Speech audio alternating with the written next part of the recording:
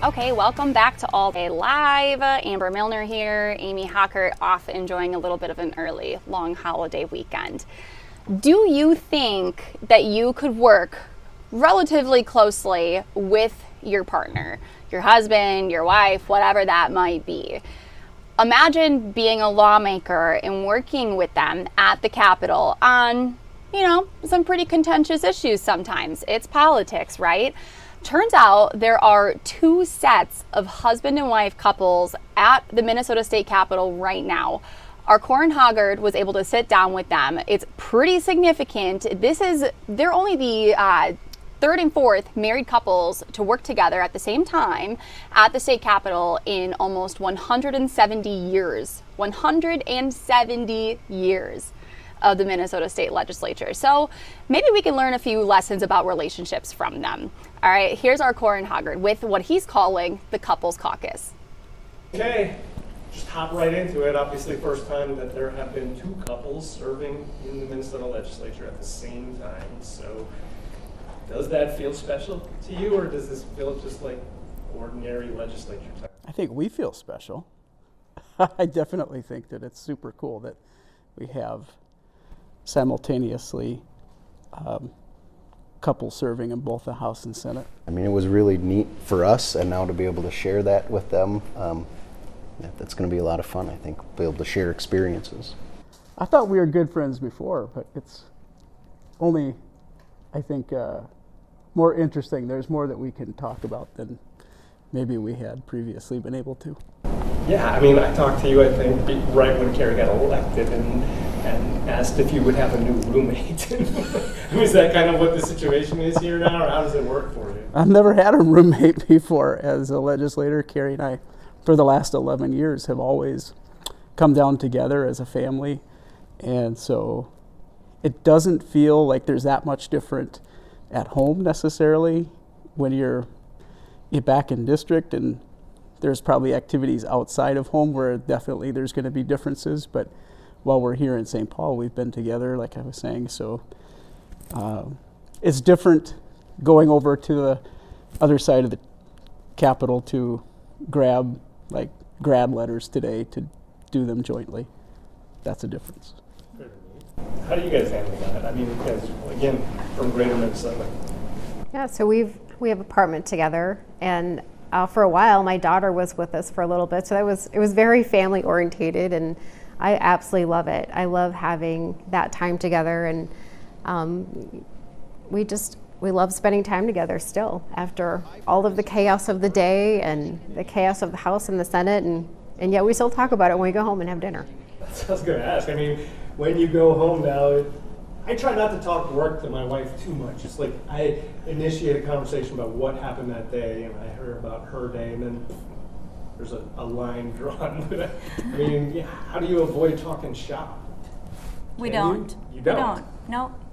It gives us something in common to talk about, right?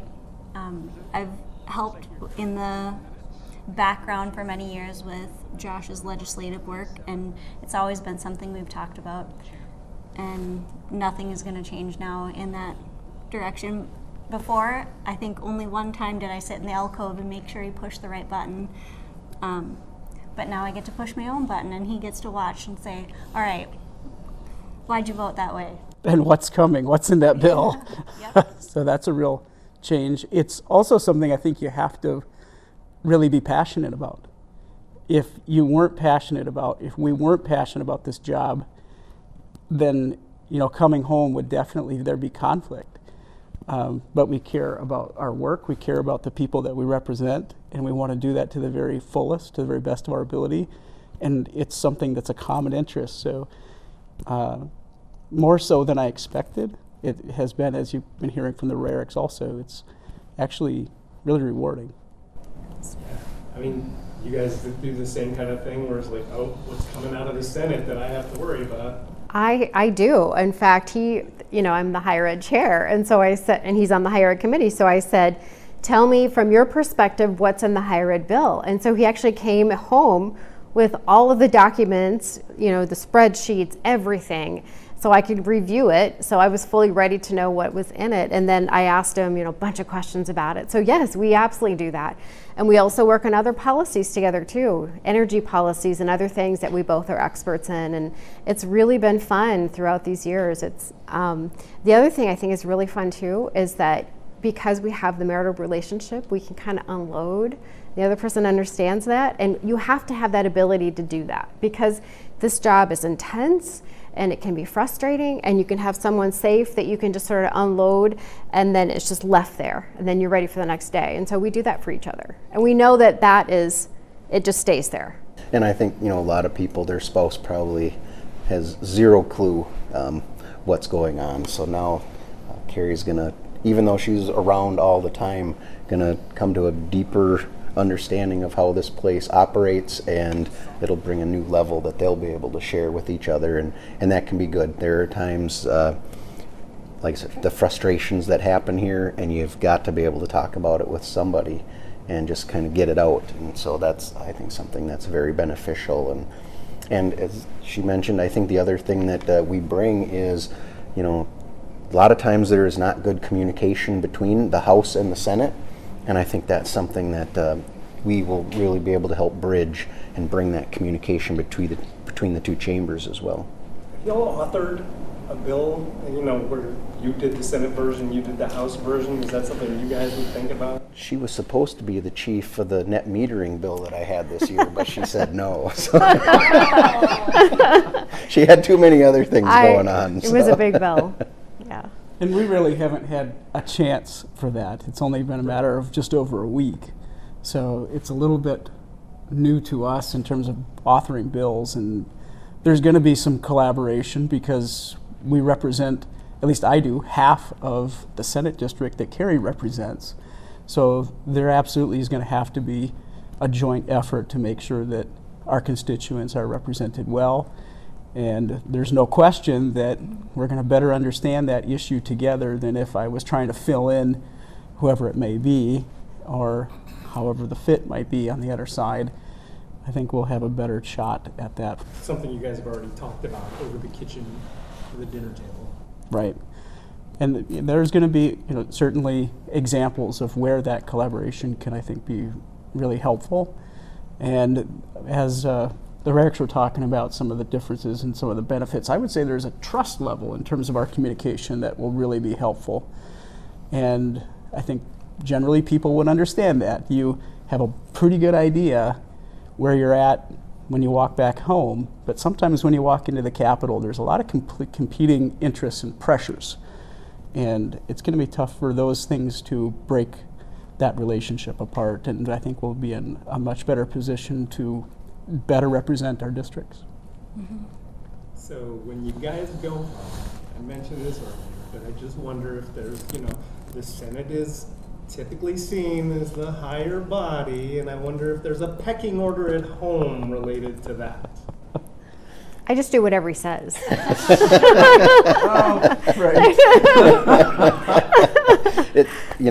That's joked about around here a lot, but I do think it's people ask too, what's the difference between the House and the Senate, being I started in the House. And honestly, the procedures, all of it's the same, and you're trying to get the same issues through and then match them up. So I think that's just one of the fun things we like to harass each other with around here. So, but we do represent twice as many people as they do. So it's Yeah. And our pin is so much bigger. Exactly. I forgot mine today, but it is much larger. Is that I don't mean it seriously, but I wonder if that's something you guys would joke about. It's I'm the senator. I don't know that we really We talked don't do about it it at much, home. but it definitely is something that people ask us, which is totally fine. But this has worked in our case for 26 years this June, and the difference in the pin isn't going to change our relationship, in case that's what people are wondering. You guys, obviously, there's no James Carville, Mary Madeline here, where there are different parties. You guys are all GOP, but I wonder if you guys have policy differences or personal differences at home that you want to share with the wide TV audience. We had a bill this week we voted differently on. We did. And it was one that was, I would argue, somewhat inconsequential, but it was fun to ask. So what is it with the naming of Mary Murphy's legislation, library bill. And later on I found out that you had voted against that. I'm like, oh, okay, well, that's interesting. Yeah. Just subtle differences, I suppose, and that will pop up from time to time. We're involved in different things, and the caucus and its efforts, the Senate GOP in the minority, House GOP in 67-67. There's going to be a different strategy, different conversations, and so that'll play out. Well, you guys are all, you're a couple, but you're unique human beings, right? So you can have differences, right? Yeah, we don't have a lot, but again, there have been a couple that we've run into. We had one in the higher ed realm this year. I was the chief author on a bill, and she didn't agree with the position. I didn't put it in my bill. It didn't work out in conference. No, it's not coming in. So, but again, on the important issues that I think, for all of us, we won't have differences there. But some of the other underlying things, I think there'll you always guys be have differences. probably encountered the same situation where you think you disagree on something, and then as husbands and wives are able to do, they can talk it out more thoroughly sometimes and realize, oh, okay, I get it now, and come around to a different perspective. Kind of a household conference committee. Yeah. We haven't called it that, but I'm going to give all these things names now. Couples caucus, household conference. well, if we start conference committees, we're going to have to start naming other members to the conference committee. It's going to get very complicated. So what do you guys look forward to, as the years, like you guys have just started this and you guys have been in it for a while, but I just wonder what you see as the future of the couples caucus here. This is really interesting. So Carrie mentioned she's worked in a lot of roles behind the scenes. And when we sat down in her office for the first time and the doors closed, she looked at me and she said something which I found to be extremely profound. Others might not, but for me and for us, it was really a special moment when she said, the doors that used to close in front of me now close behind me. And those opportunities for us to be a part of a process together after the doors have to close behind us for one reason or another, whether it be negotiations or conference committees or what have you, now those conversations continue. You guys feel like that's your experience? So we both absolutely love the work. We love when we're here, we love, talking about it afterwards and kind of debriefing, I guess, and even the little difference that we had. As a chair, I have to look at the global picture and the big picture, and does this fit into the whole thing? But we talked that through, and I don't know if he had an understanding of why I couldn't accept his provision, but these are great conversations, and I think that I've been here 13 years, and so I'm the elder person here, I suppose. The longer I'm here, the more I love it, and the more I learn, and the more I want to know. And so he also has that hunger to really understand things and go deep. So we share that. That's really fun. Were you guys familiar with that? This is kind of a back at the beginning of this conversation question, but were you guys familiar with the other couples who were here? Like, I think you overlapped with some of them, for example. So I was in the leadership office as staff when Ellen Anderson was just finishing. So I know her, and I knew her when she went to be a commissioner. So she was a PUC commissioner. But I didn't really remember her husband, unfortunately. So I was kind of in this world when she was here. And then, of course, definitely when she was the PUC commissioner, I've been involved in energy my entire 13 years.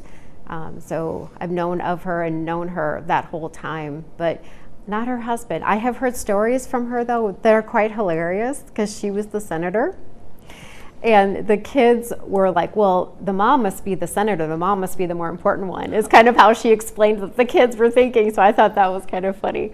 It's unusual for a woman to be placed in a position like that. You guys, again, as the ones with more experience at this, do you have advice to that?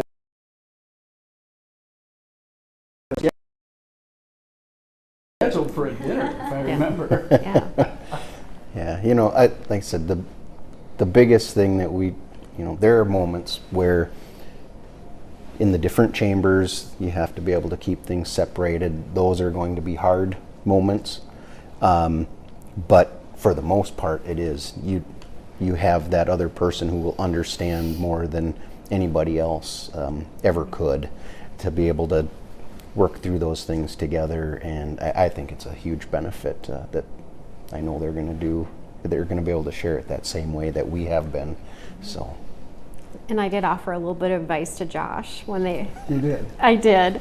So far, it's worked very well. Well, so I have noticed that being a Republican woman, and I came in with just a handful of Republican women in the House.